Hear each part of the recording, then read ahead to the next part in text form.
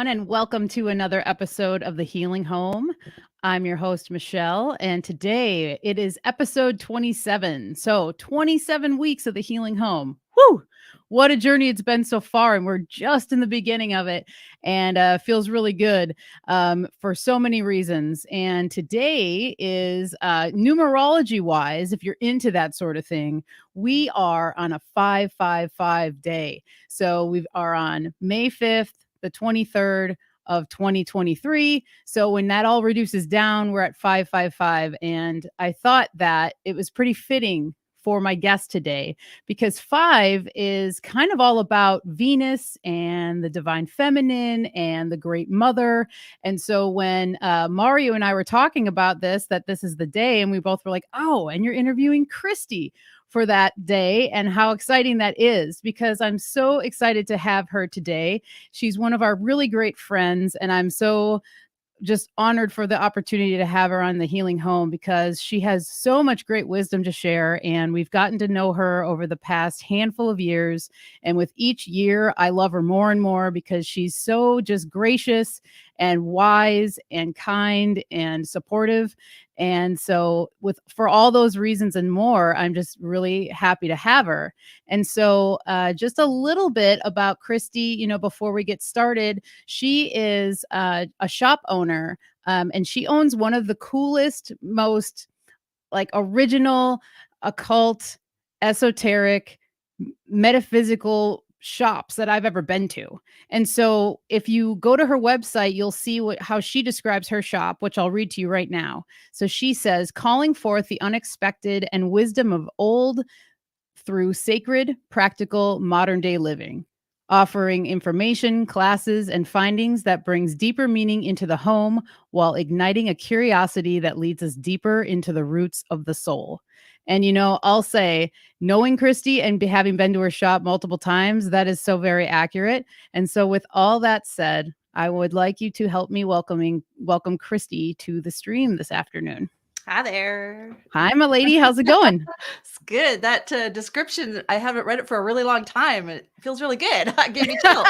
Yeah. Dude, that's awesome. I'm glad it still feels good. And I should probably check my site once in a while and see what's on there. But that sounds pretty good. I'll leave it. Yeah, it's very true. Well, good. Thank you so much for being here. So how you doing today? Pretty swell. Pretty swell. Awesome. Yep. Funny we're talking about the shop because I just got my lease. I'm going to sign off to renew it for another year. So nice. There's been a lot of speculation about what do I want to do next? How can I integrate it into something new? But we're going to go for another year and see what comes of it. So yeah. Good. That's so awesome. I'm so glad to hear it. That's great. Yeah. So for one out listening who isn't familiar with you, can you just give us a little bit of an introduction? Tell us who you are, where they can find you, and maybe you could just tell us how you, what inspired you to open Invoke. As long as I can remember, I've been into unusual topics. I can't say anything triggered me into them. I think I was born into them. And I have to give huge kudos and love to my family because, I'm 53 now and I've put them through a lot. I've been through a lot of experiences. I've said things that most families would classify as schizophrenic or insane. And over the years, they have supported me and even understood a lot of what I talk about and how I perceive the world. So it's been the support of my family that I've been able to, I think, even be alive and survive to this day. And they all use the same terminology now. So we can all talk about these things. It's been, I think I want to say, I usually tell people I had a UFO experience, which is true. I had a UFO experience when I was probably, I guess, in first or second grade.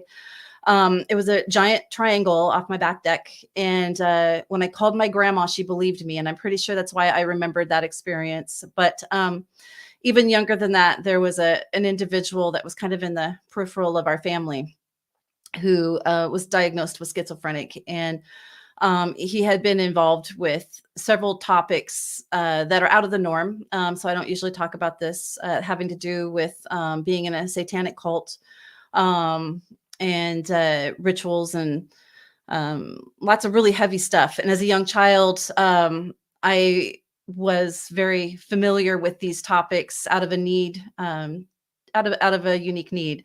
So I'm grateful for my parents for always protecting me. And I look back at those years, which I wasn't even in preschool yet. So I learned and heard a lot of things that for whatever reason stuck with me. And I started to pursue, I think it was maybe in my early 20s, maybe even earlier. I started to pursue topics having to do with the mind, schizophrenia. I learned how the mind shatters, how it can be fragmented, how it naturally fragments.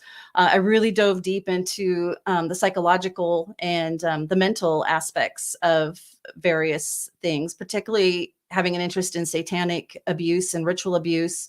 The more I learned, the more I learned, the more I had to know more. So that was a really strong topic very early on. I thought I wanted to go into psychology. It was very clear in college. I went through community college that wasn't going to work for me because it required that I zip it and listen and do it their way. And I just don't even have the patience. When I have something that I think is going to be helpful, I want to say it now. And their advice was, don't say it. Don't do it.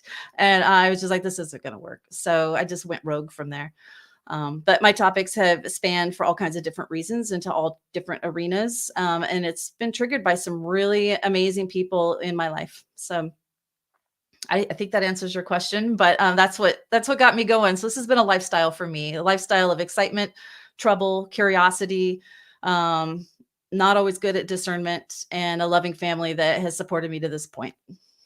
Yes, that's Yeah. beautiful. Oh, Yeah. thank you for sharing all that, Yeah. because yeah, I mean, to me, having gotten to know you over the years, I mean, I've known you as having such a broad spectrum of topics that you can riff on, Yeah. and you can go in so many directions, and it's one of the things that I and Mario really appreciate about you and our friendship, because we could bring things to you and you're like, "Oh yeah, and then there's this, and then there's that too." And then we'd all be like, "Whoa." And then you're just throwing all these things in the basket. And so hearing that stuff about your background a little bit more deeper really just makes sense to me as to why you've like landed where you're at. And Yeah. and it's allowed you to be as open as you are, because you just understand the world from a different perspective when you know those sorts of things actually really exist.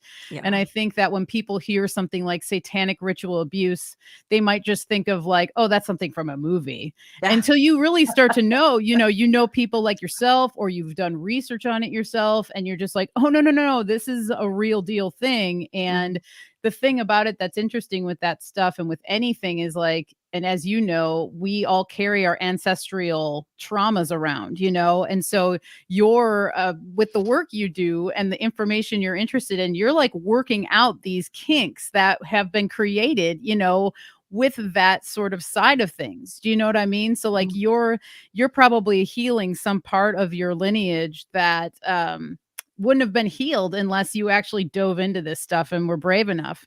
And so it's really cool to know too that, your family has been so supportive and everything else, because that really goes a long way when we're like trying to figure out everything in life, but Yeah. specifically these heavier sort of topics. For sure. And it's not like there wasn't times they didn't question my sanity. Things got pretty rough at several points in my life. There was a time or two I went on the run in fear of my own life. And I guess you could say I'm a bit reckless. My curiosity makes me a bit reckless. So I'm a lot more stabilized now. I try to keep myself out of trouble. But when you start off with topics at a young age, first of all, the exposure to interesting and not normie type conversations, but when you're exposed to things and they're just matter of fact, as you get older and you learn something as deep as how the mind works, and then understanding how it can be manipulated, and then understanding how that manipulation comes off of them knowing how the mind works naturally to protect itself. So once they know something like that, that there's a knowing on how to work it to the advantage. Every single thing has its polar opposite. So with that said, the more I learned about the mind, the more it just took me down all these other paths. And my overall interests have been very galactic. And when I say galactic, I don't mean bliss in the branches. I don't talk about med beds and all that like many of the groups out there do. I'm like, whatever. I have a bigger interest, particularly when it comes to I hate to even use the word aliens because it's got such a stigma to it, but I just say galactic because we have interdimensional beings, we have old gods, there's so much going on, and I am more interested in the politics off this planet than I am about the measly little things going on this planet, because what we're doing and looking at here is so small compared to what's going on a macro. So over the years, as I picked up fruit of information, I've always had a natural ability to look down at it, like a macro would, looking down. Whereas most of my my friends, and family, I should say my friends, because you guys think all over the place. But a lot of the people that I run to day to day, they think from the ground up, and it's really hard to perceive some of the bigger picture. No. Yeah, totally. No, that's beautiful. I like the galactic description of it as well, because I know the alien thing, it does have a connotation to it, but I think it's more accurate that these are like interdimensional beings that are traveling. I believe that we live more in like an cosmic egg that is a closed system.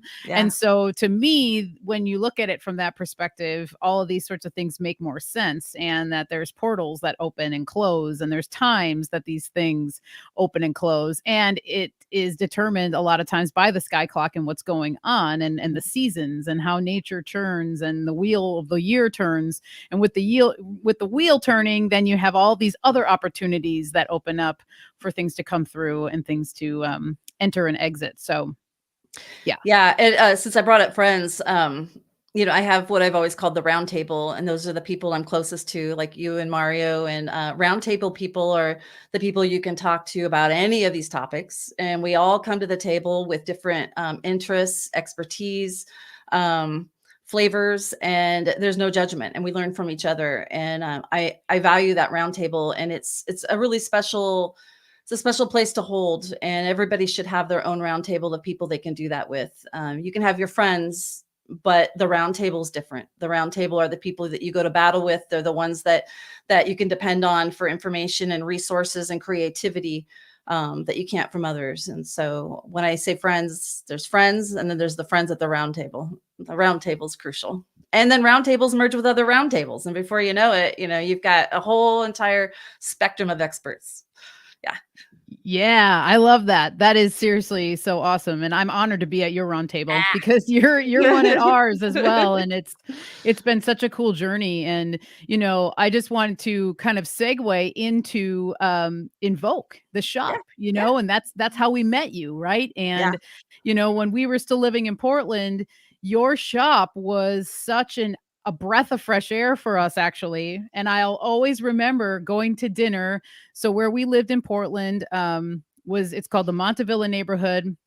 And we went out to dinner one night, and we were walking home, and we saw your shop, and we knew it was like a work in progress, and your sign was up for the first time. Oh God. Like, okay, we're going to go in. And this was a long time ago. And so when we walked in, we both were just like, oh my God, this is like right down the street, basically. So we were within walking distance of Kristie's shop. And so over, period of time, we kept going in there. Mario was going in a lot. And then he really started talking with you. And then we all kind of started talking. And then over the years, just started to get to know each other a lot. So, what motivated you to open Invoke? And what have you learned as a result of opening it? It's a big question. I have to preface it by saying I have very poor memory. So details often aren't there. Like there's been times in my life where I thought that maybe I lived like a normie for a few years, but then somebody would remind me of things I was doing when I thought I was being a normie that was far from being a normie. And so my whole life being interested in these topics, I think I started thinking about opening a shop, and it was about 5 years ago I opened. Was it 5? Yeah, about 5 years, 5. Oh, there's another 5 years. I know. Yeah. When I opened, and I wasn't really sure. I just saw the storefront, and I had pondered with the curiosity of opening something up. But I saw the storefront and I had to do it, and I'm pretty impulsive. And so once I opened it, I really didn't know what I was doing. I had enough money in savings to get something started. But it wasn't short after I got it going that once I started to invest my energy into it, it became more about, I would say within the first year, I started to realize it was about finding others. So although surrounding myself with cool things, it's exciting. I love finding things that have soul to them, and crafted products from people that put soul into them.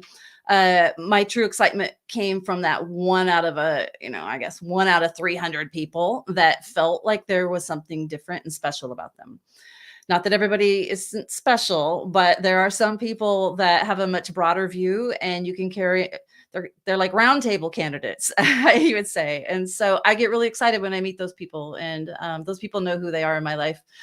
And I am still meeting the others, which is the reason really why I'm still extending the store another year, because even though I feel like I have met some really amazing others, I think there's still others that can meet more others. And so the store over time became kind of a place where people would meet each other and share ideas.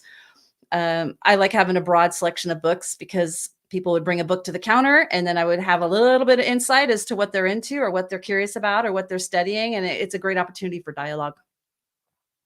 Yeah. Yeah, totally. I love it because I mean, I always see you as a bridge builder. And you have that way of connecting people, and you're just always so supportive of what people are wanting to do, and I just love the fact that you've always just been like, yeah, that's what you like, do it, Yeah. and you have that energy about you. And so always made sense to me that you would own a shop, because you have to have that spirit about you to do something like that. And Yeah. so did you always have more of an entrepreneurial spirit, or was that something you kind of like learned along the way? Yeah, for sure. So I aside from my younger jobs, I had a series of years working as an executive assistant to CEOs. My last job doing CEO work was with an ad agency, and that was fun and playful and very freeing.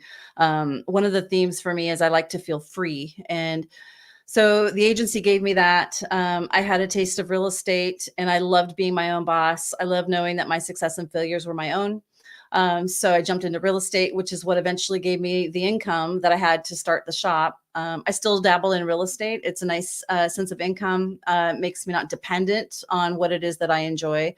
But entrepreneurial, yes. And so even going into real estate, though, I had looked back and I was like, I'm tired of working for men as executive assistants. As great as they were, I didn't want to be under the man anymore, because, it's kind of, I called myself a work wife. The man is only as good as his work wife. And I was a pretty kick-ass work wife. So I wanted to leave that. So I went into real estate thinking I was going to do it for myself, but then ironically ended up working for a very wonderful builder. But it took me a while, and I was like, shit, I'm doing it again. Now I'm a work wife, just a realtor. So when I left that and focused on the store, it was my independence. And so I love freedom. I don't like feeling tied down in any way. Yeah, yeah. Yeah. Right on. I love the point about your successes and failures being your own, Yeah. because yeah, it's such a big motivator for everything. And I always just think about, like when you own your own thing or you have your own project going on, there's always the mentality that I keep is like, no one else is going to do it but you. Yeah. If you have to make the books, you're gonna Yeah. have to make the books. If you have to set up the stand for this thing and put it out, you're gonna do it. I mean, Yeah. obviously, people have employees and they might have help or whatever, but at the end of the day, if someone drops the ball, it's always on you. And I think that it's such a great way to practice sovereignty Yeah. and to just build self-confidence to try and do these projects that sometimes are scary or whatever, and you might fail, but that's when you learn the most, right? For sure. And it's the creativity that comes with it too. It's really important. I remember the ad agency I worked for, he wrote a book called Workers, Warriors, Whiners, and Weasels. And I had to laugh. I look back and I think about it all the time, because we all have different variables of that. And you see it in every workplace, but the warrior has a tendency to want to do their own thing. They want to branch off and do their own thing. And in these last few years too, it's been really obvious that there's been an attempt to squish entrepreneurship, small businesses. I interpret that as trying to stamp out creativity and replace it with something that's on a much larger, predictable scale. And anytime you're stamping out creativity, I have to attribute a lot of that to the female and the feminine. So when I see the last several years, we're just seeing an escalation of a push out of creativity and the feminine especially. And so I have a whole nother view on what the patriarch is. I don't even like the word, but I would say that women are powerful. We have a portal. Our bodies have a portal. It's our womb. And through that womb comes entities and all kinds of things. I mean, our womb truly brings in forms, life forms from other places. And that's really important to remember, that we're not just giving birth to babies. There's these beings are coming from somewhere else, and they can only come through the womb into this world. And I think longevity, looking at it down the road, there's an attempt to control the womb, control what comes through the womb. That's part of the transhumanist movement. That's part of the further pushing down of the value of the female, and we're seeing that with a lot of the trans movement as well. So we got to remember that the woman in the womb is sacred, and it will always be sacred. And that goes Right. along with creativity, small businesses. I mean, you've got the power and the potentiality of the woman, and then you have the masculine, and the two together are beautiful. The masculine wields that power into form. And I don't think men realize it all the time, when they're trying to control their spouse or a situation or whatever. They're really unconsciously, the way I see it, they're trying to wield power. They're trying to wield her power, and it just breaks down. They're trying to control her. And you can see it when a man has a leaf blower, right? It's like a big giant penis, and they're really excited about it. They could just whirl that stuff all over the place. But that's really what the wand is. It's wielding energy, and that energy in huge part comes from the feminine. And so we're all just abusing each other on so many levels, because we haven't been allowed to really understand the beauty and the potency that comes from the two working perfectly together, the yin and the yang. Yes. Oh, I love that we're going here, because I know that we can riff on this. And Mhm. yeah, dude, we were just talking about this the other night, about like the suppression of the feminine, Mhm. and how that's being more and more amplified these days. And I love how you tie it into creativity and entrepreneurship, because one of the things that happened with 2020 was people just stopped working in general, even Yeah. if they were working for somebody else or Yeah. whatever. And it was just like, okay, we just don't work anymore. Mhm. And Yeah. then, we just wait for the teat from the Yeah. government to, give us whatever we're going to try and get by for the next couple months with, or whatever it is. Yeah. And you're so right. Like, it's moving away from that spirit of doing your own thing. And, the entrepreneurship for me, like, that was learned for me, man. And Mario was a huge catalyst for me, because that was not my go-to. Yeah. I worked jobs my whole life, and it wasn't Yeah. until I met Mario, who was an entrepreneur from a very young age, and Yeah. was like, no, you can do this on your own. Like, Yeah. you don't have to do that. And it was like, whoa, no one's ever really said that to Yeah. me. And so to know that we are being pushed as a society away from that, it's going to make it even harder for Mhm. people to even try and find that spark inside of them to Yeah. want to ignite it. Yeah. And yeah, oh my goodness. Yeah, the creations that happen within the womb. And there is no way that I truly believe that, we wouldn't even be here if it weren't for the great mother. Yeah. That is what it is. And Yeah. so there was an original mother, and she is still here and will always be here. And so it's like, as much as they want to suppress it, it's like they can't. And so they have to do all these kooky things like 2020, like cowpokes, like Yeah. all this stuff, taking people's sovereignty away in order to try and do it. And so, because they know how powerful it is, you know, so Yeah. whatever. The overlords. There's Nice. several of them.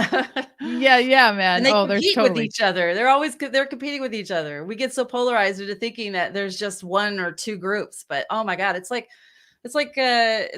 gangs, they're competing for power among themselves too. And I think a lot of what we're seeing right now is results of that, as they're trying to dismantle each other and competing with each other. And we might be fortunate enough to get glimpses of the truth behind that, but we're just a commodity, the way I see it. Yeah. So so we're Yeah. on our own. We're on our own. and that requires creativity to survive. And that's a beautiful thing, because there's a lot of people that have lost that desire, that drive in the last few years. But you got to keep moving, especially in the times that we're in. I really feel it's important. If you stand still, I think it was in what movie was it? Neverending Story, or I don't know. There was a scene where I think this big black thing consumed people that weren't moving forward or something. Feels very much like that. Like if we don't force ourselves to create in this particular time, especially, and keep moving forward, that current is going to catch us, and we will slowly be devoured. Yep. Couldn't agree more. It totally feels that way. My mantra lately has literally been keep going. That's it. Anytime I'm like, oh man, I don't feel like it. Or, oh man, it's like, doesn't matter if you feel like it or not. You better keep going, because if you don't, you're going to have to start again. And that's one of the things that I heard Beth Martin say, where she was like, if you stop, just know if you stop, you're going to start again at some point. So might as well just keep going. Because, I mean, might as well keep the momentum, even if the momentum slows a little bit. It's better to, just keep pushing and keep pushing. It's like labor, if you want something to come out, you're going to have to push. It's coming out one way or another. So definitely. Yeah. Well, go ahead. I was gonna say it's really easy for there to be for people to become really stagnant when there isn't a need for something. It gets into two of my favorite runes I like to talk about, but essentially without the need for something, there wouldn't be the creativity. And that's where I think we're being set up to want to receive what is comfortable in our lives through government. Which makes us complacent and loss of creativity. So it's another attempt, as we're starting to see a push into conformity of sorts, that we're losing the creativity to do something that's new once we're in a state of comfort. It's kind of like when people retire, they start to calcify on their couch, or, the same hand towels in the bathroom for the last 3 years. It never gets washed because they never use it, but it looks good. You know what I mean? Or the Tupperwares start to accumulate on the kitchen counter, and they're not being used. And so we get really stagnant if we don't have a need or a requirement to do something. Yeah, I totally agree. And so that's Nathi's, right? Yes. Yes. Definitely. I know you do. And I love the, here we go, and we're rubbing the sticks together. We're creating the spark. We're creating the fire. We're creating the heat in order for that wood to burn and transform into something that is going to manifest and change. It's going to take new form. And then the smoke that comes is like, just even another like symbol of the creation. It's like the evaporation of what happened, and then comes back to the fire again, and then you feed the fire. So love that you brought that up, because that's a good one. And it ties in so nicely with Gabo, because Gabo is seeking balance.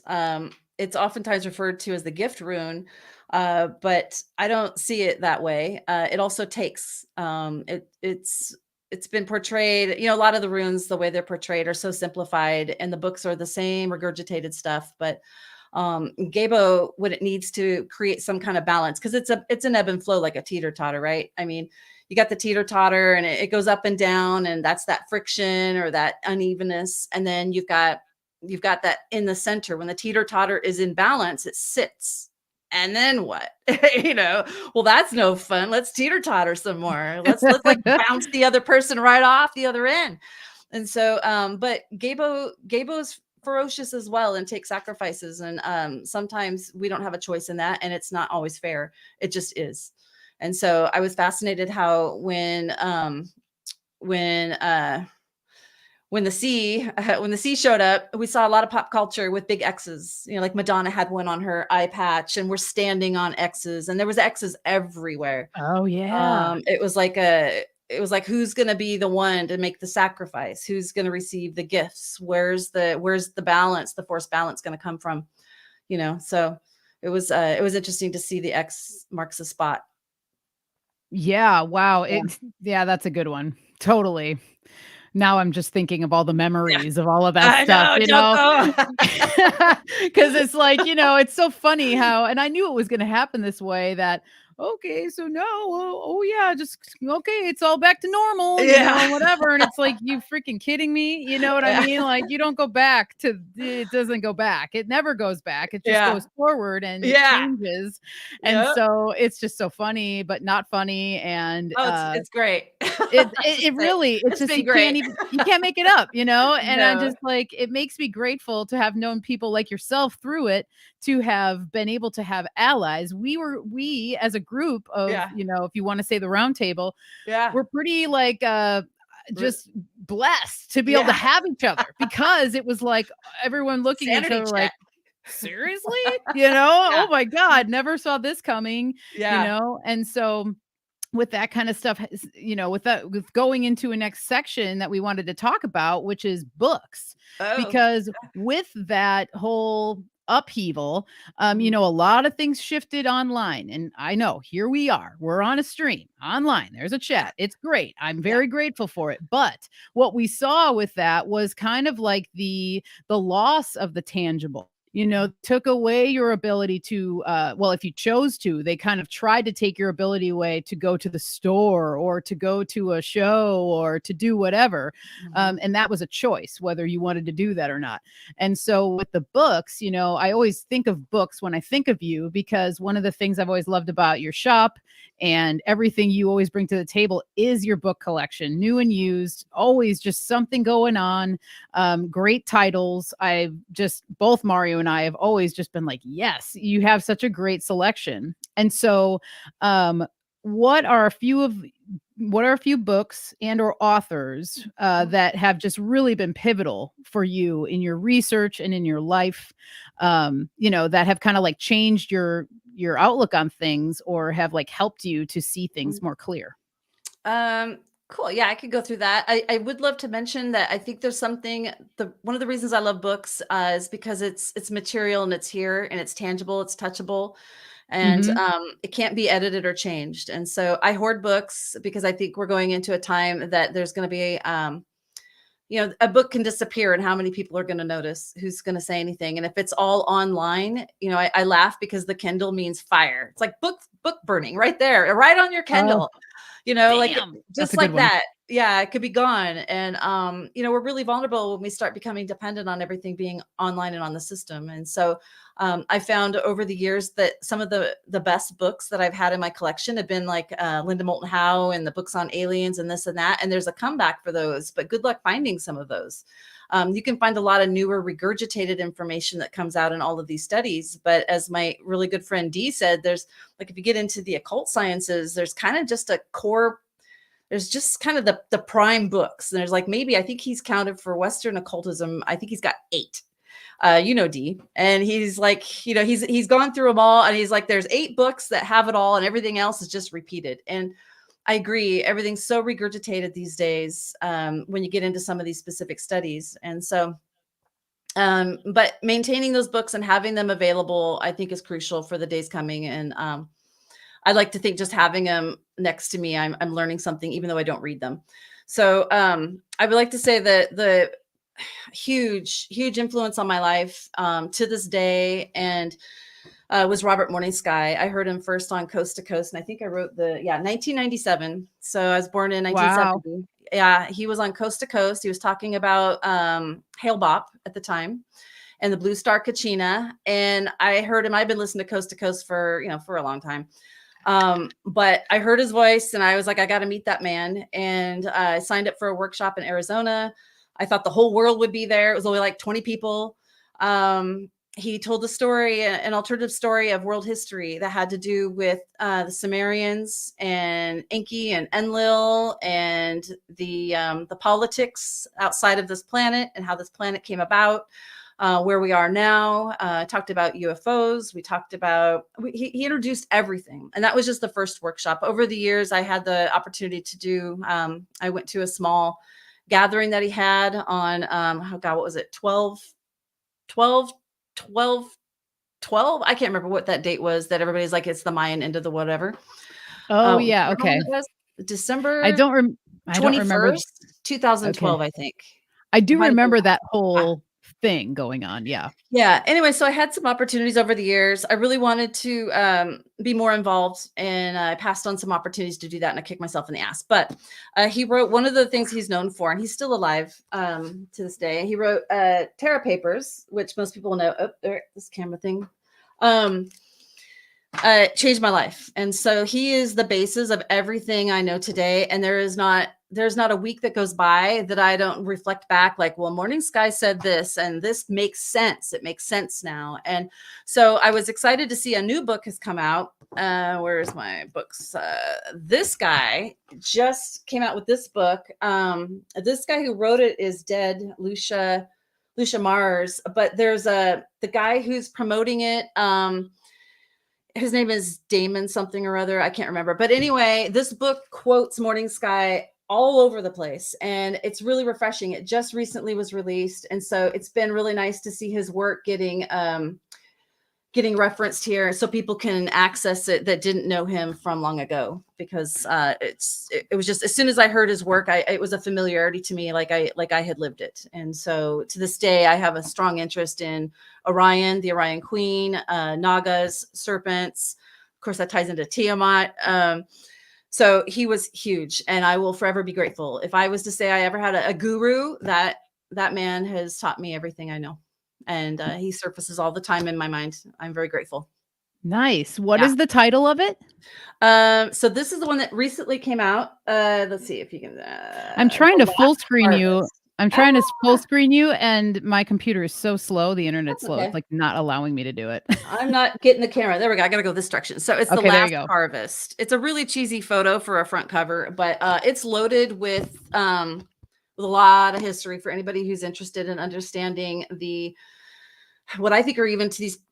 One of the things he said in his workshop that really made a lot of sense to me, he talked about how there was the Wolfen Kings and the Orion Queens. They were serpent reptilian, and that they each came from different competing factions. And that this particular planet, which gets into a whole nother topic, being unique, that there was an arrangement that was made for the queen to have one of her daughters always sit by the side of one of the canine or wolfen kings who would run things, but she would always be in alignment with the expectations of the queen mother. And one of the examples that came up was Hillary and Bill Clinton, which I thought was a perfect example, because you don't have these relationships. These royal relationships, which we see everywhere, aren't based on love. They're based on lineages, genetics, and power. So I, just like as an executive assistant, yes, the CEOs were very important, but I also understood that the role of the female next to that man was extremely significant, even in marriages. We play a huge, huge role. So clear back in those years, I was able to look forward, and I could see the pattern that you see with the dominant man who's got the public face and the public, but really the woman makes those decisions. And I think behind a lot of what we think are these dark brotherhoods are actually brotherhoods that worship a dark mother. So regardless of what side of the polarity view you're going to take, I think you're always going to find that there's a woman that stands strong. Yeah.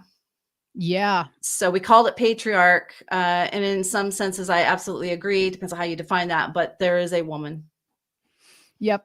I agree. I totally agree. And I'll always remember learning that through Michael Tessarian and his female Illuminati presentation that he did. Oh, that sounds good. Oh my God. You would love it. Oh my God. You would love it. I bet Mario still has it like saved or whatever. We should send it to you. Cause that came out. He did that. I don't know, man, maybe like 10 years ago, probably like 7 or 8 years ago. And it was like a whole day event. Like we watched it at home, and it was just like this long old thing. And anyway, he basically goes into this and explains through symbolism and this exactly what you're talking about, that actually what is happening is that it's like a female Illuminati running it. It is the dark mother. It is how this universe is set up, and it's supposed to be that way. And so all the things that you're saying are just totally spot on to at least my philosophy on what the heck is going on here. Yeah. And she's fierce. I got to say, I think the perfect rulership of any sort is a combination of a powerful male and female working together. But I I think women are brutal. In fact, I'm a lot tougher on my expectations of a woman than I am a man. They're the ones that are raising our sons, and there's an obligation to how you raise your sons. And but our system has broken us down so much. You've got broken arrangements, and you got mothers talking shit about their exes in front of their sons, and like, what do you think that does to them? So I hold women more accountable for much of what we're seeing in society and how we treat and our men. And I'm not saying that they're not responsible too, but I hold women to a much higher caliber, and it's been quite disappointing when I look around and see where we're lacking. We play a very powerful role. I would say more powerful. Yeah, definitely. And I think that, there's this weird thing where I think it's interesting too how women are kind of told to not want to embrace their divine roles, that Yeah. like takes them out of being a strong woman who is able to say, I brought you into this world and I can take you out. I mean, that is like, who hasn't? I mean, I hope you've heard Yeah. that from your mom, because I know I did. Yeah. And it's just like, it's one of those things that like sticks in your mind, but it's it's a good phrase for a reason, because it's freaking true. Yeah.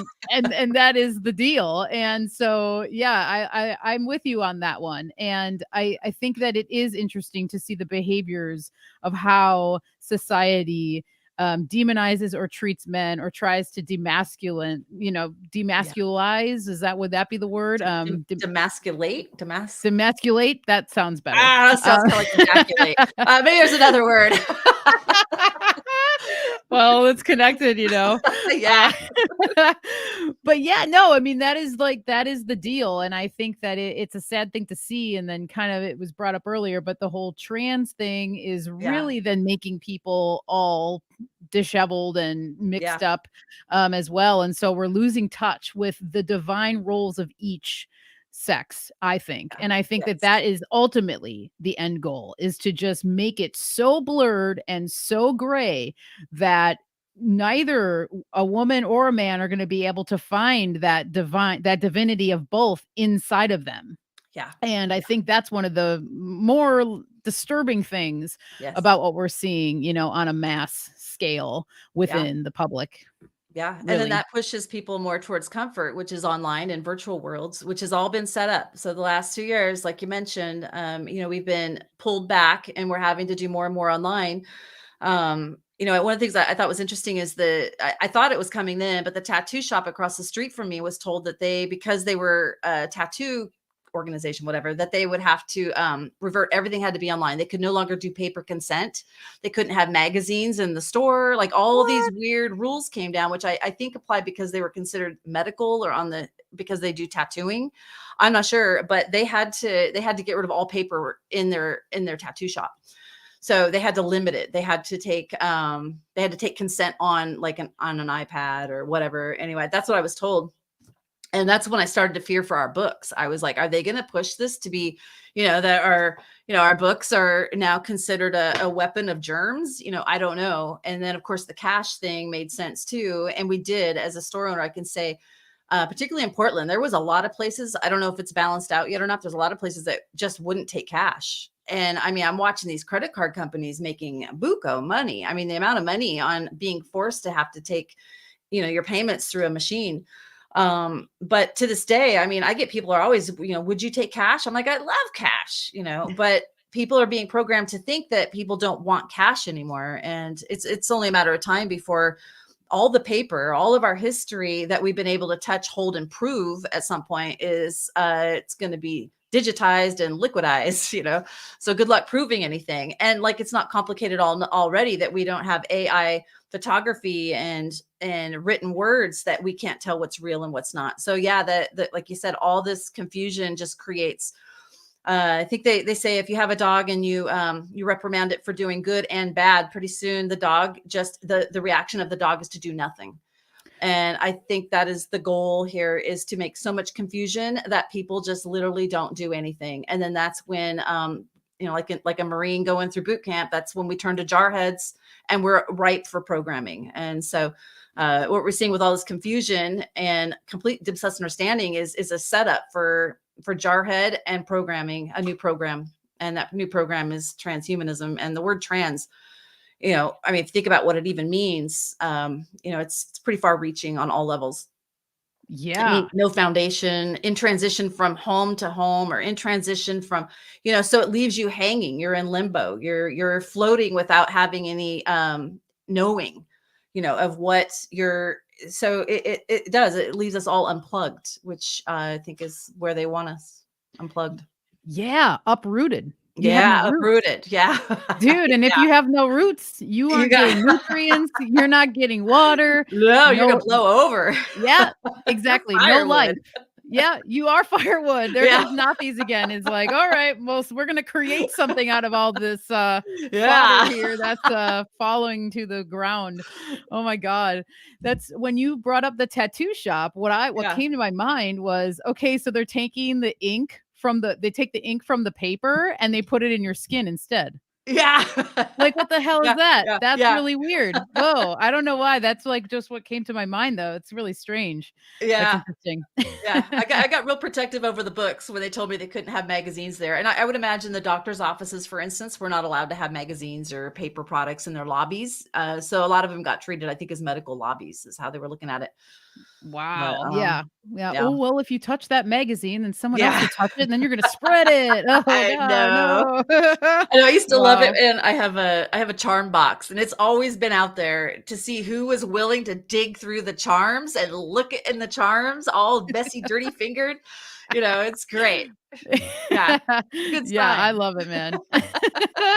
That's awesome.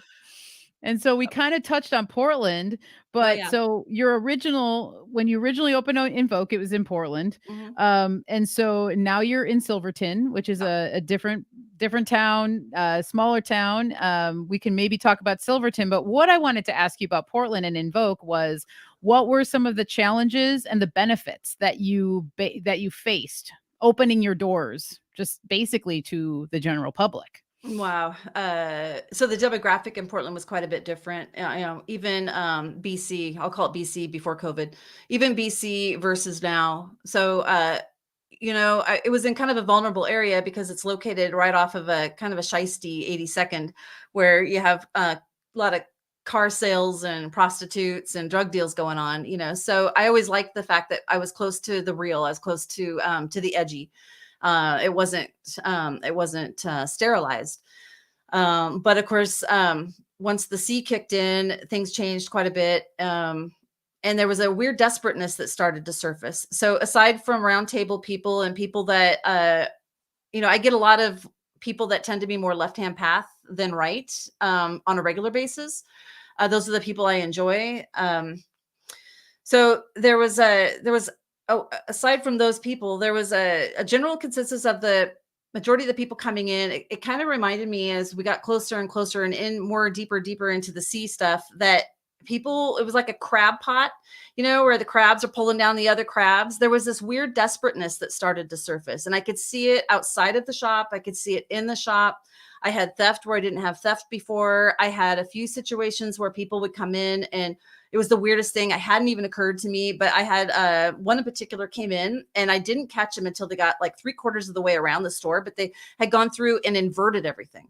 So books got turned upside down and moved. Spray bottles got put on another shelf. Like, it was an intentional, and I didn't catch them until they got to the incense section. And I was like, finally, I had a minute to say, what's going on?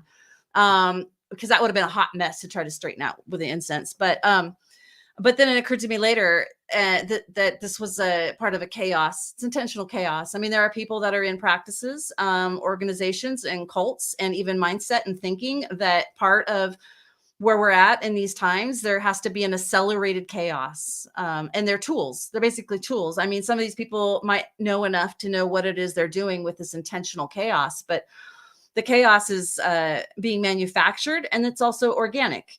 But the accelerated part is not natural. And so we're seeing a lot of intentional chaos, accelerated chaos, to bring in Well, you've got several groups. You got anti-cosmic and cosmic, and but I'm getting off track. So you asked me about the different people. So having moved out here to Silverton, happy to say it, moved here first, loved it, then relocated the shop here. It feels a lot healthier, cleaner. I have more space, which is perfect in alignment with where I am right now in my life, where I'm wanting to spread my wings. But the people are still of the same caliber, and in fact, more interesting. It's like I always say it's like Twin Peaks here. There's some real hidden, interesting stuff. And I think a lot of it has to do with the water. There's a lot of water here. There's a lot of history here. People are very diverse, and you'd think that they would be fighting and conflicting and protesting one another, but there's a high tolerance of love and understanding and community, which we need to see more of. So, but yeah, I still get the same interesting people, except now I have more time. So it's nice to get to know them. I still have the books that lure them in. So I know when I have somebody that might be kind of interesting and out of the norm. And yeah, so it's great. Yeah, that's Yeah. awesome. Yeah. I do remember, I remember when you were going through all that stuff in Portland, and it was Yeah. just like, it was kind of like a ticking time bomb, Yeah. and that was, kind of right around the same time Mario and I were just like, okay, Yeah. yeah, it's time. Yeah. The ship has to sail. It's going to sail. Let's Yeah. get out. And yeah, I think that there was there were people that were hip to it and seeing this stuff, Yeah. and they were able to, you know, move on or whatever. Yeah. And yeah, I mean, it was a scene. So I'm just so happy for you that you were able to do it and Yeah. move successfully. And Yeah. the shop in Silverton is beautiful, and I love the space that you created there. And yeah, I love that you have the way it's set up.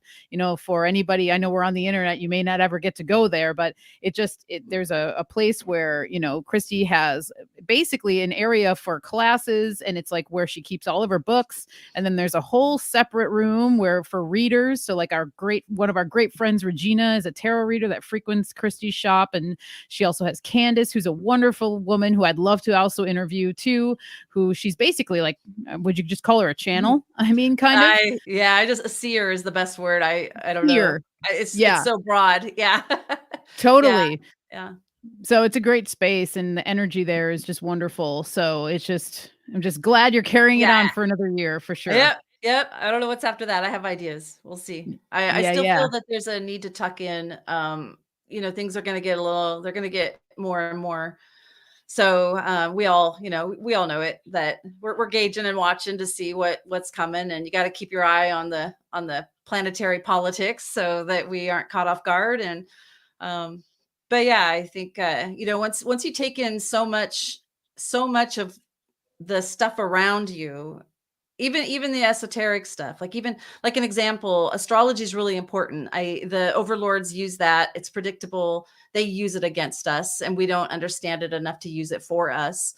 But I hit a point where the power of the mind and what we're capable of doing. I don't care about Mercury retrogrades. I don't give a shit about, it's really, that's one of the hard times I've had with the shop is a lot of this stuff is crutches for people. And I'm like, don't come in and buy this spell kit. Here's what you do to go make your own. And then you think, oh, what is a spell kit, or what is a spell? Well, really, you're just doing, a lot of it is just adding different fun, creative things to your casting to put you in a mindset that allows you to create this manipulation of energy into a form that you want, and unleashing it, releasing it, letting it go. And so I've had a really hard time having selling items that, to me, the mind is capable of doing all by itself. We have a complete chemistry factory in here. We can will things. We are gods. We are of that status. And so all these other things are fun and frivolous, but people depend on those things. And we're at a time people got to put the things down, and they got to connect with their inner self and their source and their own power. And it takes work and time, and unfortunately, meditation. Yeah, definitely.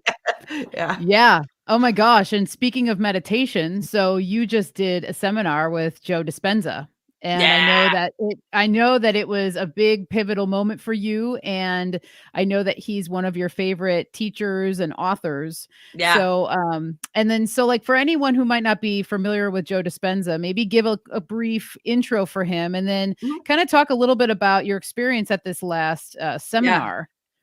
Yeah. So Morning Sky is my first big guru. Dispenza showed up when What the Bleep showed up. There was a documentary that was actually filmed in Portland. I think I wrote it down. What the Bleep came out in 2004. Um, and it was a documentary on quantum physics. And I remember watching the documentary, and I remember I watched it in the theater that a lot of it was filmed in. And half the audience stood up, myself included, and we're like, fuck yeah, yeah, yeah. And then the other half just stared at us like we're lunatics.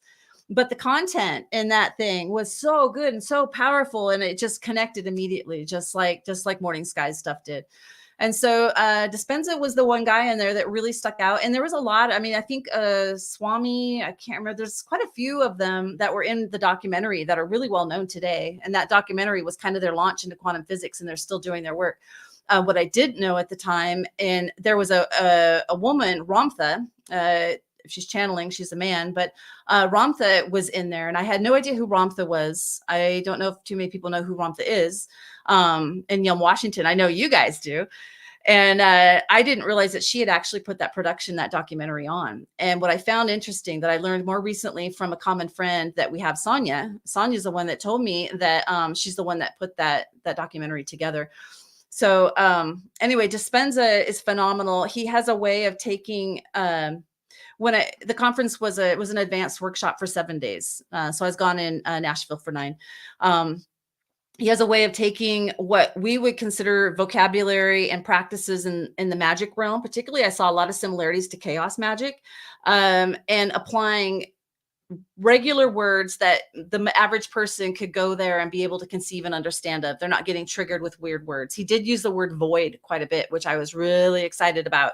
And I could sense that some of these people, because you get a lot of people there that are there to heal, and they want to learn how to heal others, and all that. But if you've got a background in occult or magic, you start to understand the patterns and the words and what they're describing. And so he knows the shit. And so I think we did over 35 hours of meditating, and one of them was 5 hours. But getting to the point of Dispenza, what he's teaching is manifestation, and how to basically, I went there because I wanted to learn how to activate my toroidal field, and I wanted to learn how to tap source. And so source to me is what Mario talks about with the pole star and heading north. If we're looking at our own toroidal field, I wanted to be able to connect with that. And I wanted to connect my crown chakra, because I have felt like the last few years, the whole corona has really been an attempt with other things to sever us from our crown. So if they can keep us in our root chakra completely disengaged, we're not going to connect to source. And there's an attempt to continue to sever us from source. When we're severed from source, it's easier to hurt us into metaverses and all these other things. So my focus has really been on the toroidal field, accessing source. And so I was absolutely overwhelmed with what I learned there. But one of the things I did learn was about activating the pineal gland, and how it really isn't that difficult for people to do. And when it happens, it's pretty potent. And I witnessed that. There was 2,000 people there.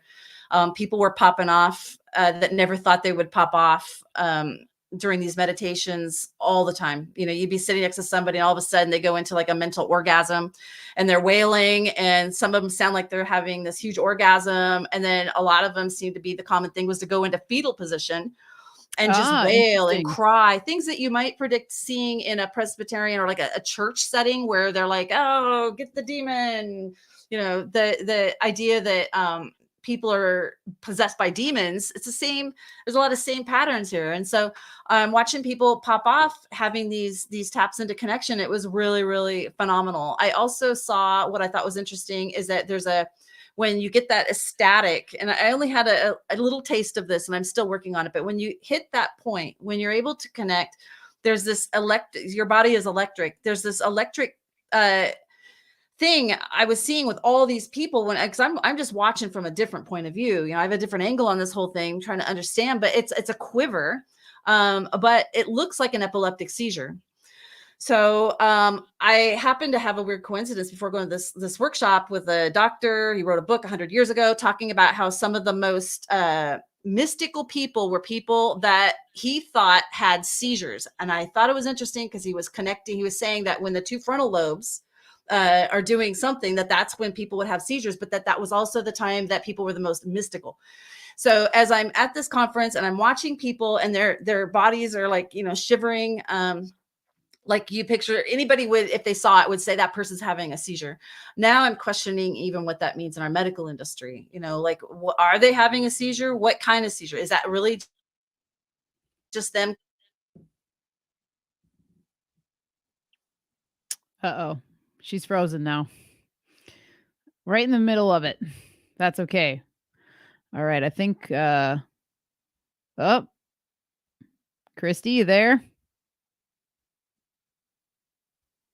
Well, it's like she disappeared. It's like yeah, she totally was talking, the screen went dark and then she is not there. That is so freaking weird and funny and totally Kristie style. So, yeah, well, okay, so I will kind of go off of she mentioned a woman named Ramtha and Yelm, Washington. And so it's a funny story because Mario and I actually, when we were looking for a new place to live, um, we contacted someone through Craigslist who was trying to fill a space. She had like a big property and she had like a tiny home on the property. And so we went to see it, and it was in Yelm, Washington. And we went there and it turned out that this woman had been a part of the Ramtha movement. And Ramtha is like a big thing in Yelm, Washington. You can look it all up and you can look up what the bleep. And so anyway, we go there and we found out like all this information about this whole movement. And yeah, so Mario and I were just like, whoa, what the heck is going on? And we came home and we did all this research on everything. And so we found out all the information about this whole thing and being linked to what the bleep and Joe Dispenza and this and that and the other thing. And so really interesting. It was just another connection that we have with Kristie, that, is really cool because then we were able to, when we brought this whole story up to her and we're like, hey, so we went to this place and it was kind of weird and whatever and blah, blah, blah, blah.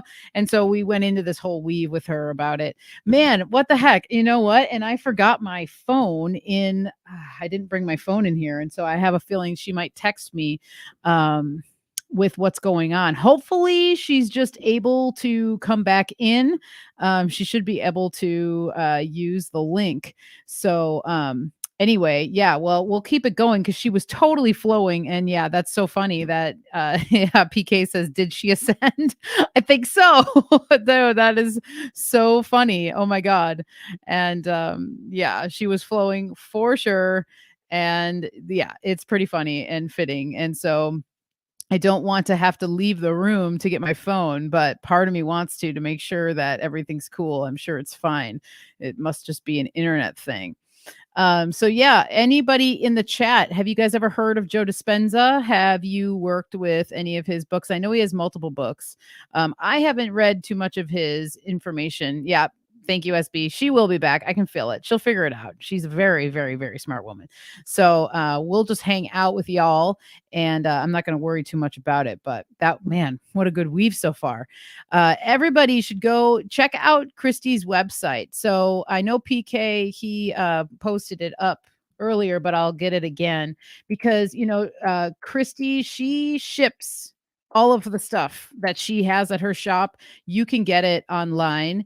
And as I've said before, she has one of the most beautiful occult, metaphysical, whatever you want to call it, shops that I've ever been to. And this woman has wonderful taste. And so everything that she brings into her shop is very meaningful and wonderful. And here she is. Yay. Everything all good? Can you hear me? We'll see if she can hear me.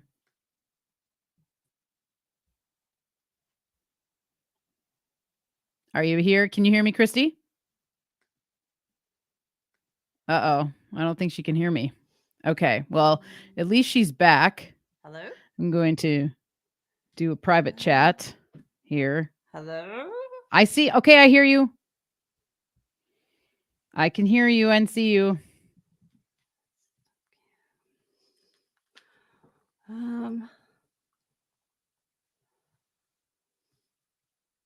You're all good. I can see you. She can't hear me. So that's a bummer. Okay. But she can't hear me. So it's going to be an audio issue. I'm going to remove her while she's figuring that out. She just disconnected again.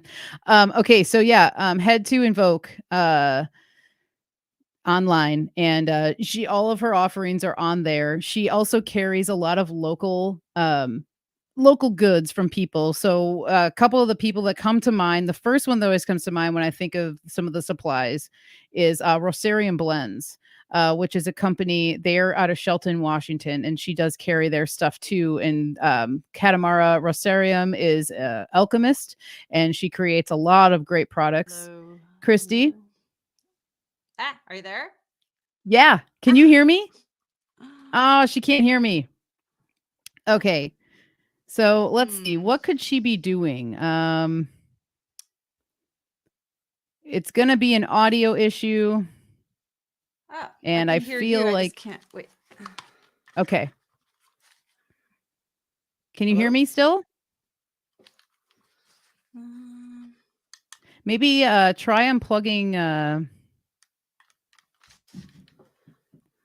Can you hear me? No? Yeah, I can't hear you. Oh, no. Okay. Bummer.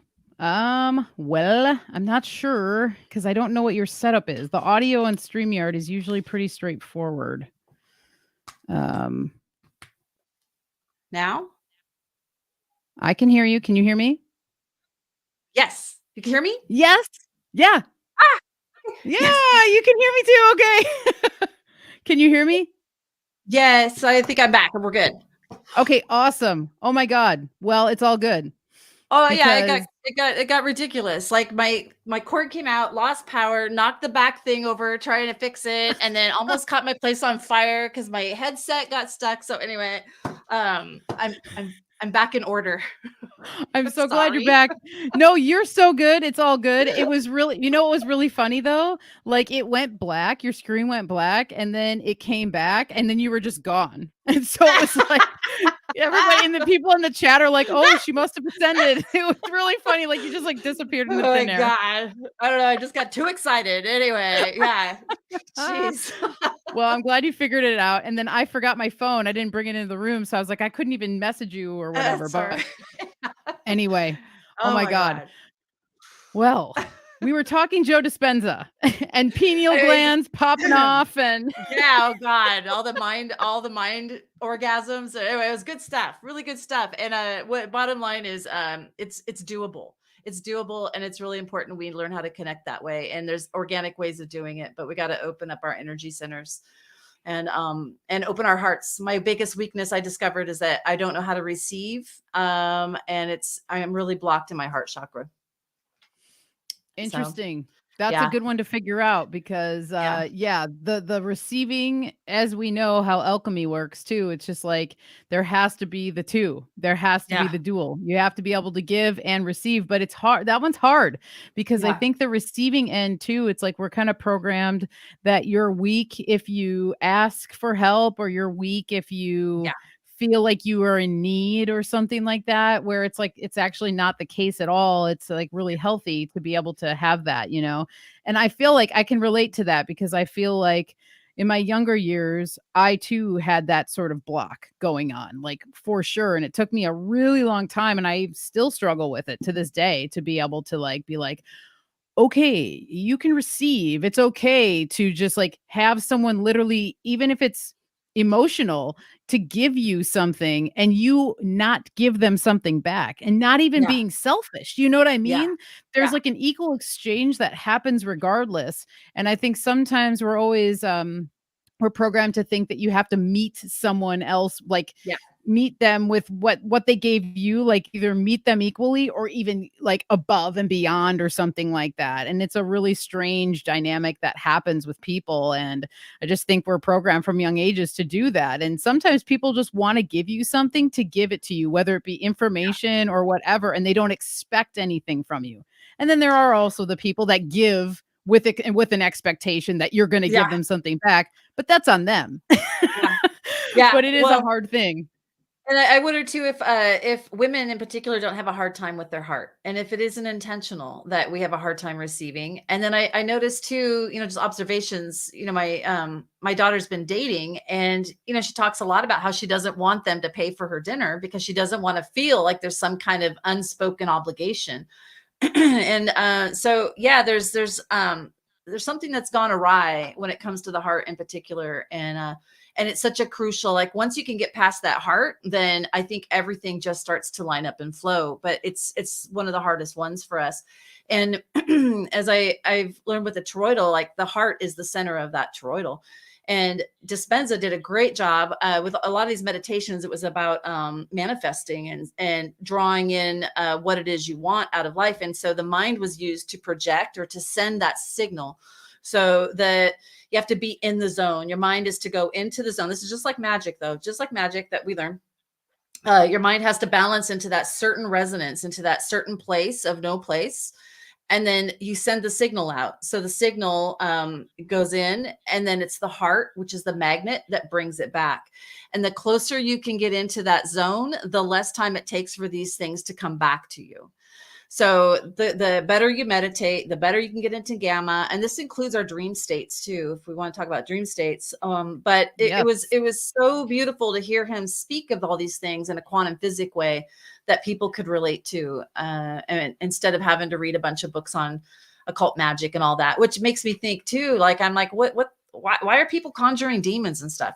I know there's advantages to that, but I'm thinking, is it because they're not able to access their own higher self? Is there a reason why you have to tap into this eighth sphere of beings and control them, and not just manifest from the heart? And so it makes me wonder if it has something to do with that placement of the energy field of the heart. Like, are we bypassing for magic by going into the eighth sphere because we're not able to tap that emotion in our heart? So brings all kinds of things to mind, having come back. I'm still digesting a lot. Yeah, wow. No, it sounds incredible. I know you gave Mario the rundown of what your experience was. Yeah. And yeah, he knew. He was like, "What? She had quite the experience there." I'm like, "Oh, I believe it." Like, Yeah. yeah, and as you said, a person like yourself who you have like extra eyes to see because of all the information that you're into and understanding symbolism and magic and what these things Yeah. mean. I love how you brought up the void, him talking about the void, and then like a kind of a reoccurring theme of our conversation has been the womb. And Yeah. so he kind of, whether he Yeah. knows it or not, and he probably does, he's like invoking that, that Yeah. total space of what's going on Yeah. here. And that's freaking really awesome. Yeah. And Every once so, in a while, he'd use the word like invoke too. Like he'd use words that you're like, oh, and you could feel some of these peace people, like one of them was having a hard time with the idea that the void could be black. Could we just call it white? It's like, oh, geez, just, it's just funny, because he'd scare all these people off if he talked about it in the terminology that we can. right, I'm, exactly. yeah, yeah. And But that's what typically happens. And that's, yeah, the right versus left, all that stuff. It's just like, if you don't have the balance of both, you mm, can't, it can't just be light. We wouldn't, I mean, I don't think, if people really knew what it would be like if it was all light, they wouldn't want it. I think yeah, they have a perception of what it would be like if it's all light, but because we have both here and it's like divinely balanced, you almost can't even see that, the light is here because of the dark and the dark is here because of the light and blah, blah, blah, blah. yeah. And so anyway, that's really interesting that people were asking him It to was a do that flip. conversation. It was a Yeah. conversation that came up, in a small group, and I had to laugh, but, like I said, most people are there to do healing and learn how to do better healing work for people, and, that's not why I was there. So, I got what I was looking for, and there was, I didn't have a full-on encounter by tapping in and activating my pineal, but I got jump started. I was on the floor, and it was great. My arms started flapping. I was like, "Oh god, yeah," and then my other arm, and both my arms are doing the flap, and then my right leg, starts moving. I was like, "Come on, jump start," but you lose it. I lost it. So I'm back to square one working at this, but I will get there. Oh, yeah, you will. Yeah. Yeah, you have so much power, and it's once you yeah, we all do, but Yeah. as you said, there are certain people that have these gifts that once they start tapping into it, it's almost like when you find your passion, you find the thing you're really good at. Yeah. You just you know that it's your thing, and Yeah. it's awesome when you find it. So I do have full confidence that you will eventually get there for Yeah. sure. It takes Yes. practice. Yeah, Yeah, there's a lot of yeah. Kegel exercises going on in this process too, so it's good. Okay, nice. I can see Yeah. that. That makes total sense. Yeah, it helps push the fluid up through the back, Okay. through the spine, up into activate the crystals in the pineal. And what's interesting too is he broke out the chakras. So there's an eighth chakra. The crown is the eighth. So he broke out the pineal and the third eye. And at first I was like, why would he do that? Because I know he knows what he's doing, particularly because he's a student of Ramtha. He must have a reason. And then it kicked. Actually, just the other day I was driving, and the eighth is outside of our body. And so even when we look at the seven luminaries, even the eighth sphere that seems to be coming up as a topic lately is outside of the sphere. So if we talk about if there's a sphere around this construct, that's a container of sorts, the eighth would be outside of that construct. So it makes sense to me that the crown, because it's outside of our body, and it would be accessing what's outside of the construct, outside of the seven luminaries, we'd be expanding beyond. And so I totally get it. I love that it's called eighth chakra and the way he presents it. It makes sense. Yeah. It No, it makes me does make wonder. sense. Yeah, so I'm thinking about eights all over. There was a while a few years ago where I was just making lists of all the seven things, seven dwarves, seven this, seven that. And then it was like it was a great exercise, but now I'm like eights. What's going on with the eights? Um, Yeah, nice. I love when yeah. you find your rabbit holes and you just, like, dig Yeah. in. For a while. Yeah, that's awesome. Yeah, Yeah. so, well, we're kinda like, in the area of dreams, Mhm. and, I do wanna talk to you about that because I know you have a very active dream life, and Mhm. we've exchanged stories, and you've told us stories about your dreams and things like that, and so, before we get into that, I have to just mention that, I work a lot with mugwort, and Yeah. one of the classes I taught at Invoke was a Yeah. mugwort class, and you are the reason why I have so many varieties of mugwort because all the mugwort that I have and grow that grows beautifully is all Yeah. from you. And so Yay. I wanted to announce that so anybody who's ever, purchased mugwort products from me or whatever, it's from Kristie's mugwort. And so it's Aw. always so powerful and potent, and I always think of you when I'm working with it and when I'm growing it and everything because of all those connections. And so one of the things too that mugwort does help us do is it not only helps us connect to like the dreams in the astral or our subconscious or whatever you want to call it, it also helps us connect with the dreams within our heart that we're like trying to find. So there's this Yeah. like heart connection that happens with mugwort because she's so grounding and she's the crone. So she's Yeah. kind of like, no, this is how it is. Boom. Like Yeah. that is what it is. So hearing your heart thing, Yeah. mugwort might be a good ally for you to tap into for sure because it does help with. I never even thought about dreams of the heart. That's a really good angle. Yeah, I appreciate that. Yeah, Huh. I bet you'll be able to find some stuff within there for sure. I do And love smoking mugwort on occasion. I don't smoke normally. I don't smoke pot or anything. So when I smoke mugwort, it does have an effect for me. It's nice. yeah, it's a good one. Yeah, she brings you to these places where you're just like riding that line, the Mhm. lucidity line, as I like Yeah. to call it. And so I know that you've had some pretty good experiences with that sort of stuff. And so I always, I know it's like it sounds like a child's question, I guess, but it's like, where do we go when we dream? But Yeah. also, what do what do dreams represent to you? And then how do you find productive ways to work with the messages and the things that come from them? Because I think that that's the most important thing is that the productivity that can come from working with a dream or looking at the symbolism or what have you. So how do you do that? What's your process with dreams? Um, well, I first like to say over the years, my perspective of dreaming has broadened quite a bit. I went on a huge kick with LaBerge and lots of the lucid dreamers out there that are pros. I'm fascinated with the idea that people can go lucid in their dreams and be able to report back to those observing them through blinks and other body reactions, so that they can send messages back through those different realms. Carlos Castaneda has a book. I think it's The Art of Dreaming. It's exceptional. It's the more you study consciousness, the more you think of dreams differently. And so, like, I frequently am wondering, let's just take people that are, this is kind of off the track a little bit, but people that are on the streets on fentanyl, for instance. Like, I often wonder if they're somewhere else enjoying their dream life, not knowing that their body is here. And then you wake up and you have this addiction or this need to return from where you just came, even though you don't remember where it is you were just at. You know that you don't want to be here. And so I'm thinking of people that are addicted on drugs, where they wake up here and they immediately got to go back to where they just came. They got to find their next fix.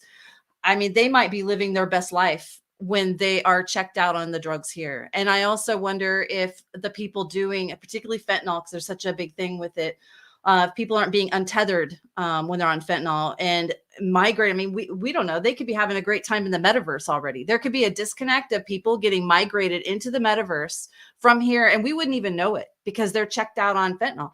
We just see them laying on the streets, having no idea that they might, like I said, have the time of their life. So it makes me rethink about our lives here. I mean, obviously, a lot of the native cultures say that this is the dream, that reality is when we're dreaming.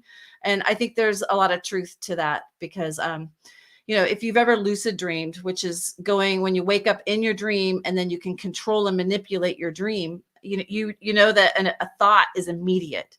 It's not like here where we have a thought and it doesn't manifest or it takes forever. When you're in the lucid dream state, it's immediate. So there's this weird stage that's presented for you that comes from our unconscious, I would expect. And then when you become lucid, now you can create on that stage. You can create whatever. You can make things go away. You can make things show up. You can fly.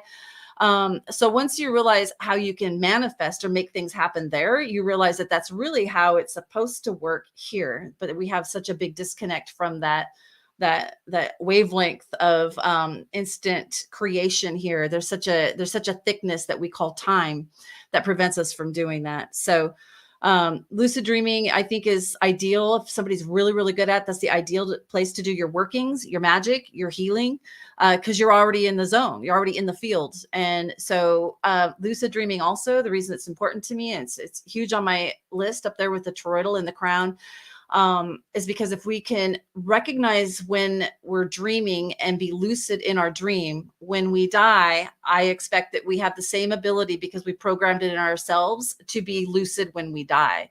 I have a feeling that when we die, we go into autopilot, and then we're at the mercy of whatever current picks us up and flows us wherever. I want to be lucid. I want to have the habit of asking myself, am I consciously awake or am I dreaming? Because I have a feeling that a good portion of us, when we die, we go into a dream state of sorts. And, we could talk about what I see that looking like sometime, but I think it's really crucial. So if I want to have a choice upon my death as to where I want to go after that, I'm going to have to be lucid enough to know where I'm at, look around, and make a conscious choice of where I'm going to go. That requires being lucid.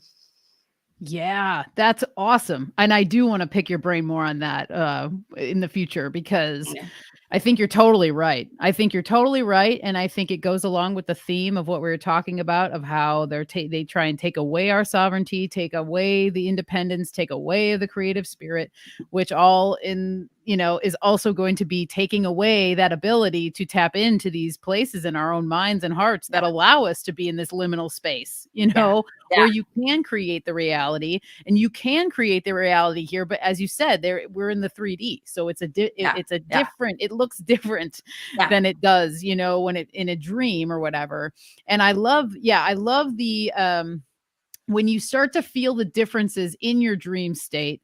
At least for me, it was like I started making better choices in my dreams. And that's when I knew that, like, something was shifting in me. And that started happening like a couple years ago, where I was like, wow, like I made choices that were better for me in the dream state. And then I was like, I'd wake up and be like, oh man, that's like new. That's new, because in my dreams before, I Yeah. would maybe do the not so good thing or the Yeah. thing that, Yeah. whatever it would be. Yeah. Typically, a lot of my stuff is usually alcohol based. And one of the big, one of the big things for me that changed in dreams was like, there was a time in my dreams where I would be, drinking, or I would be offered a drink and I would take it and everything else. And there's nothing wrong with drinks or whatever. Yeah. But for me, that was one of the things that I had to like find the self-control with. And Yeah. then I noticed in dreams where I'd be offered a drink and I wouldn't take it. Yeah. And Wow. I would not go to the bar in the Yeah. dream or something, just weird shit like that, where I'd be like, "Oh my God, whoa, that's really, really interesting." And so anyway, I think that there is something so profound about the dream world. And when I hear people say, "I don't dream," I always challenge them and say, "Yes, you do. Yeah. You're just not remembering it. You're Yeah. just not, there's something there, there's some block, whatever it might be, that whether you're preventing yourself from remembering it or what have you, because I think that we all do it because it's necessary Yeah. to just like process all the things that happen here. Yeah, like a computer. And your example is Yep. beautiful because it's an example of how if we practice something here, it'll show up. So if we practice something here, it'll show up in our dream world. Same thing like what you're saying. So you practiced it here, but you saw results in your dream world. Same if you do it in your dream world, you see results here. Like I always tell people when they come into the store and they're like, I need a protection spray. Well, okay, let's start with what you're doing in your own world. Do you have boundaries? Or do you have a hard time setting boundaries in the real life? Because if you have a hard time setting boundaries here, I can guarantee you're vulnerable in the other realms, and that includes your dream realm. If you set good boundaries and you're practicing them here, then that's exactly what's going to emanate everywhere else. And so what you're talking about is how those two worlds are affected by one another. So we can practice things consciously. We can practice here consciously what we want to result in our dreams, in our afterlife, in our we're setting patterns of behavior here. So yeah, it's a perfect example.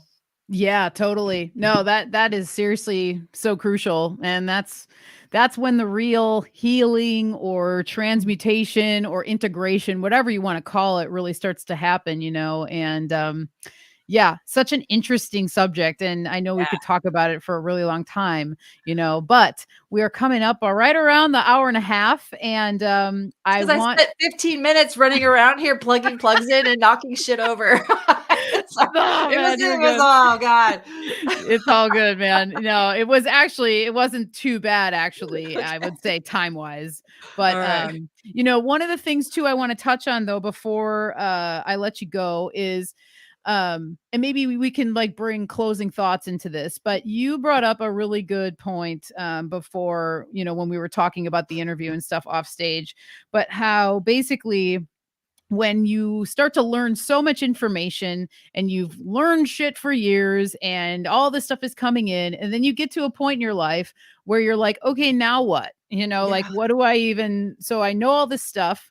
What am I going to do with it? Yeah. Whatever. And then you kind of slowly realize, as you said to me, is that all the answers to all these mysteries are really within.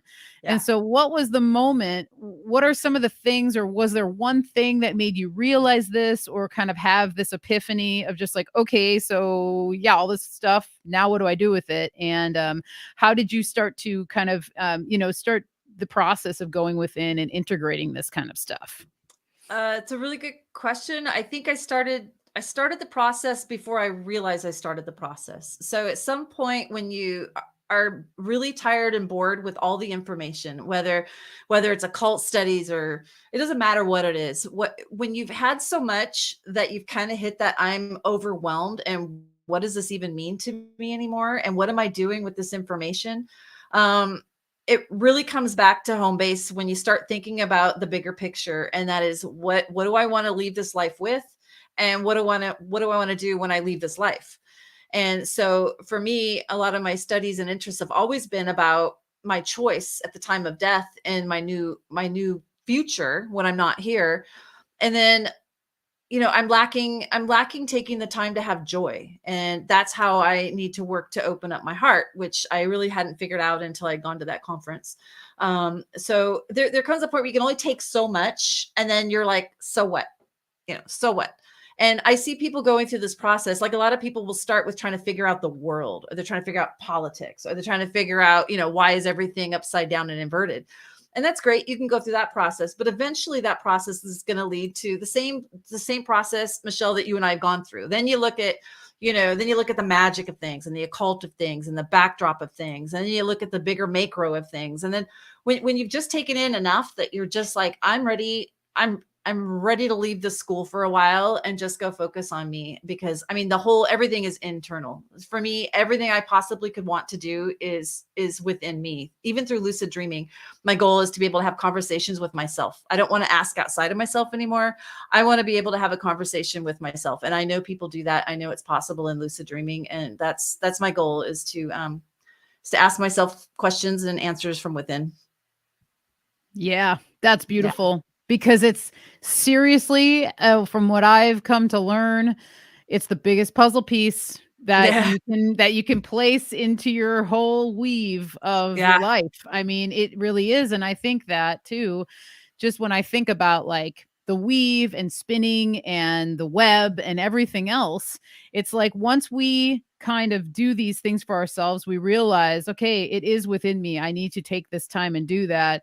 We're almost like tethering a weave together, and then somebody else is going to be able to like use our weave as a bridge or something like that to be able to figure it out. And so, because I think it's like I always think about like we are all one or whatever, and I'll sometimes be like, I don't know, and this and that, and I'm like, I don't know if that's how it works or not, but I do know that there's one big old weave that's going on, and there's spinners, and we could talk about that too. I know that you've been dabbling in spinning and all that stuff, so I know I'm going to have you on again, because this conversation was freaking awesome.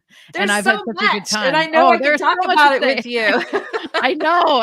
And I know that we could go. And so, but like when I think about that kind of stuff, like on a grander scale, just like you were saying in the beginning of like, not to get lost too much in like the details here, because the grandiose scale of what's really happening on like a cosmic level, or as you said, galactic, is just, I mean, forget about it, really, kind of thing. Is just, that's why I think the internal work is so important, because it does help you to just like have roots and to be grounded and to not feel like you're being tossed around because you learned this and then you're learning that. And then, well, that person said that. And then before you know it, you're just like a scrambled egg. And then what happens to so many people, particularly with this information, or if you want to call truth or information or whatever, they're just consuming, and they're never applying this stuff. And you see them just become these kind of like nervous balls of tension that are so confused at the end of the day. And it's sad, but at the same time, your ship must sail sometimes, and you must sometimes leave people at the dock.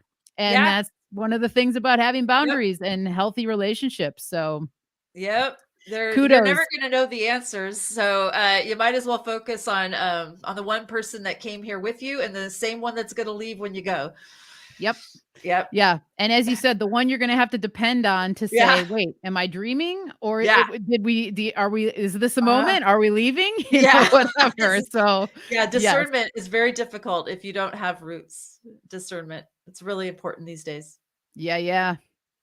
Well, my lady, this was amazing. And, I want to give you the floor for the last time here, so that you can, just shout out whatever you'd like to shout out. Cool. If you have any closing thoughts that you want to give to everybody. I want to say this is a great book. There it is. This is a great book. The Kabbalion is fantastic. I particularly love the part on the principles of polarity. They're very relevant today. This is one of those books everybody should have and keep handy. This book was an eye-opener for me. Transcendent Sex. I've been interested in the idea of and met people, and finally found a book that talks about when people are having sexual experiences, that during certain moments, I would call it that pineal getting activated, they're able to transport to other realms. Like there's people that will be having an engagement, and then next thing you know, they're on the Serengeti and there are two lions running.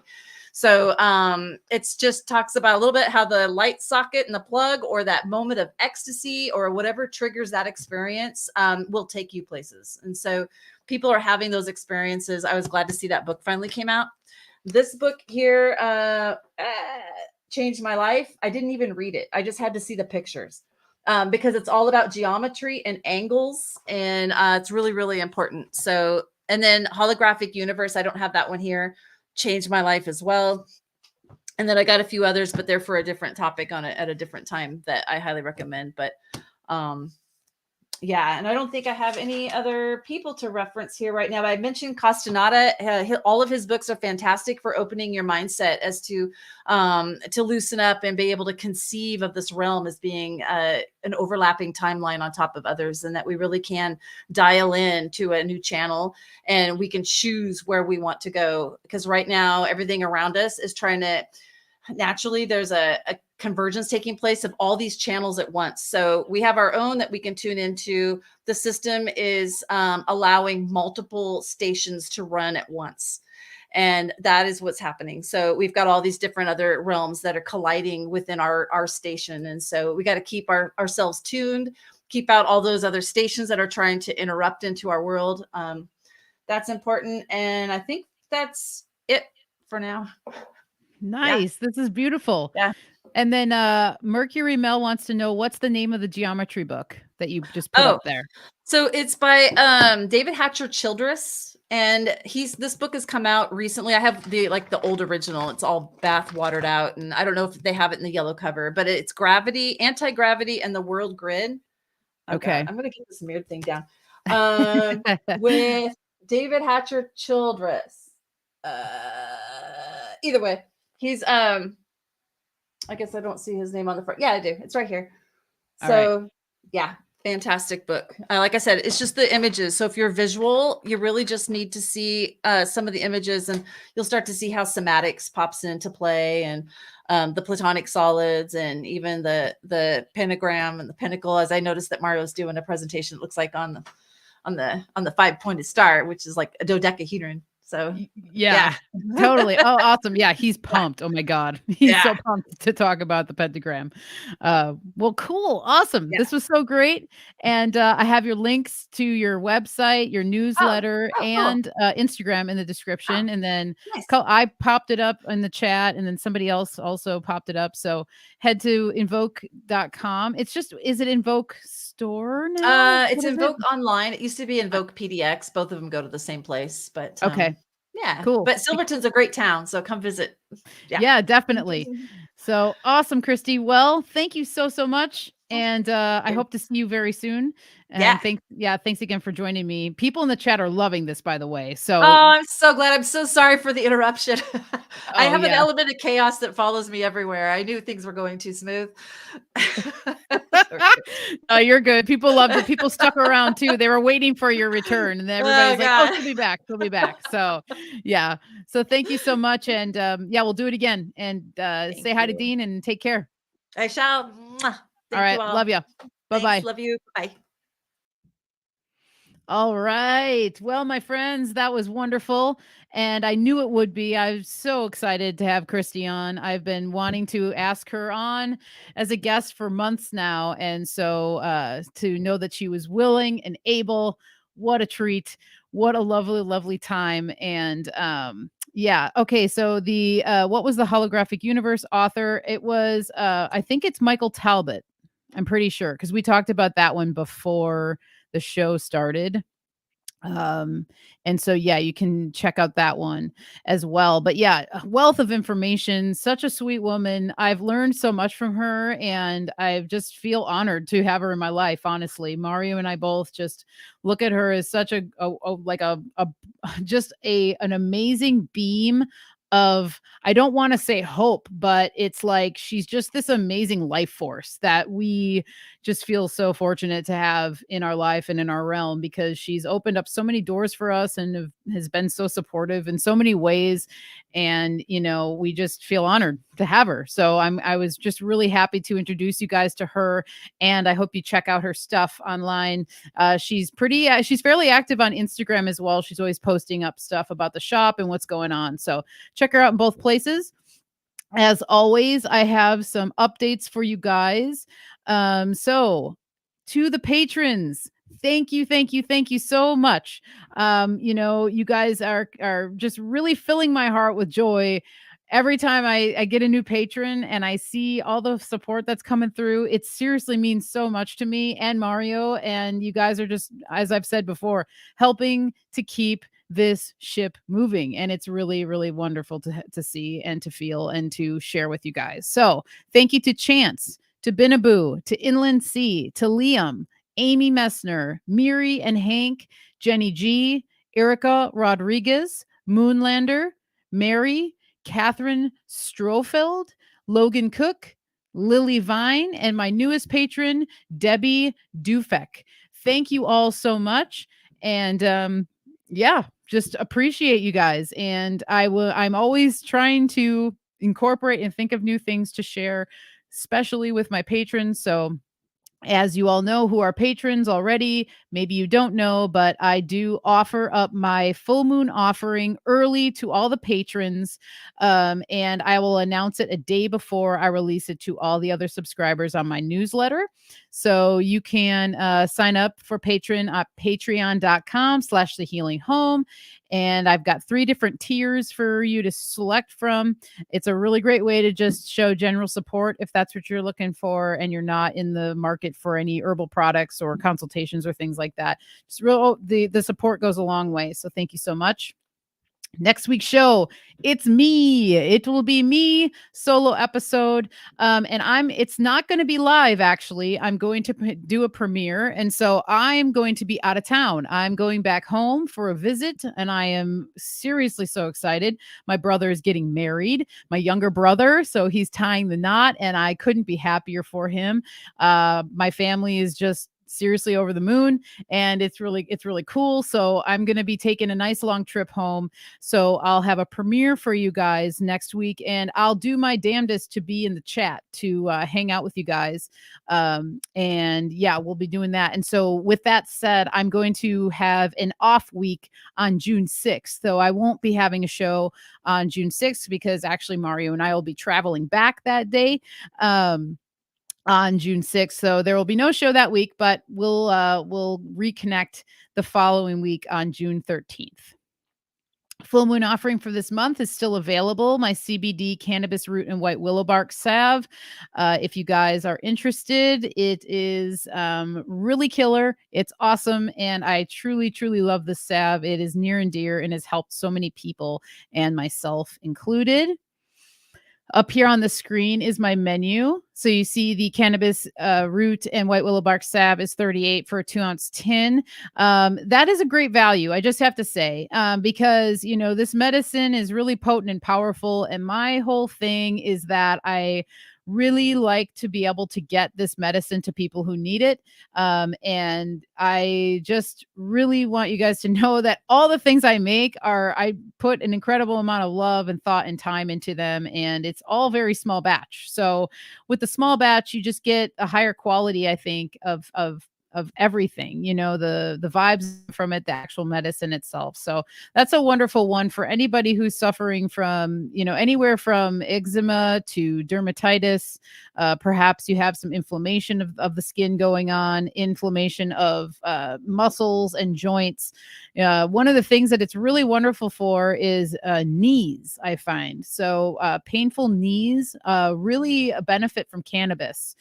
Particularly this salve, I think, because you have the white willow bark, which is very pain relieving. The cannabis root just really drives everything in. And then cannabis in general, as many people know, really wonderful for pain and inflammation. But cannabis is ruled by Saturn. And Saturn rules the knees. And so I've found that the people who buy it for knee pain have a lot of success. And then one of those people is my father.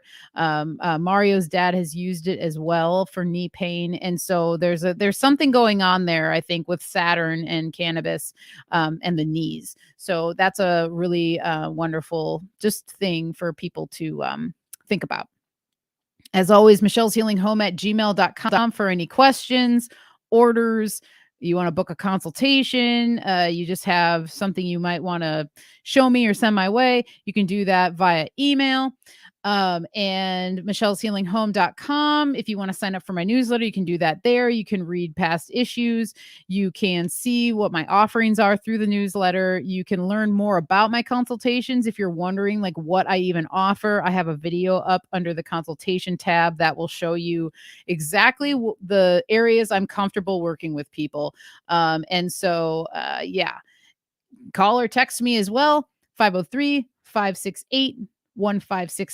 And I love to hear Gordy is saying, I can tell you firsthand it works great on knee pain. So that's a great review. I'm glad that you threw that in because yeah, that's wonderful. It's what I've noticed. It's what people have come back and told me. So thanks for being another confirmation, Mr. Gordy. Last Thursday, every Thursday with me and Mario. This will be our last show before we go out of town. So we'll have a 1 week off coming up. But we'll be with you guys this week. Same place, same time, 6:00 Pacific Standard. Come and join us for a drink and see what we are going to be talking about this week.